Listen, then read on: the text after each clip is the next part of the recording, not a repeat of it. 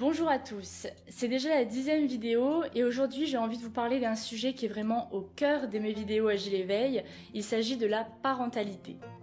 Pour le papa comme pour la maman, devenir parent c'est souvent synonyme de beaucoup de changements, de beaucoup d'émotions, mais aussi souvent d'interrogations avec la volonté de bien faire, des doutes, une nouvelle organisation à mettre en place. Ce va-et-vient d'émotions positives et négatives est tout à fait normal et il ne faut pas culpabiliser de les ressentir. Durant cette période, il y a un nouvel équilibre à trouver. C'est donc important de pouvoir rencontrer d'autres parents, justement d'échanger vos émotions, mais aussi de demander de l'aide, du soutien à vos amis, à votre médecin, à des spécialistes. Comme l'a dit Françoise Dolto, une célèbre pédiatre, on ne naît pas parent, on le devient. Et c'est bien vrai, il faut généralement plusieurs semaines pour faire connaissance avec bébé, apprendre quelles sont ses préférences, comment répondre au mieux à ses besoins, comprendre son langage. C'est vraiment un temps d'adaptation. Au départ déstabilisant, c'est vrai, mais qui portera ses fruits. C'est donc dans la rencontre avec le bébé que va réellement naître la parentalité, même si bien sûr c'est un processus qui commence dès le début de la grossesse. Petit à petit, vous allez donc vous sentir de plus en plus à l'aise avec bébé et c'est bien vous, parents, qui connaîtrez le mieux votre bébé, donc faites-vous confiance.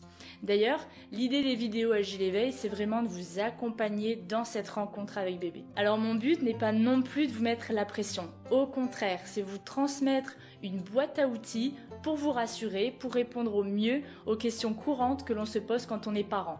Et donc il ne faut pas forcément appliquer à la lettre ce que je vous transmets ou ce que vous pouvez lire ou entendre autour de vous, mais l'idée c'est bien de vous approprier ce qui vous parle le plus. Les propos que je tiens dans mes vidéos sont vraiment des conseils pour vous aiguiller. C'est mon regard de psychomotricienne, c'est un idéal bien sûr, mais en pratique, on est tous d'accord pour dire qu'il est difficile d'appliquer à la lettre toutes les recommandations des différents professionnels. Et heureusement, il faut rester naturel.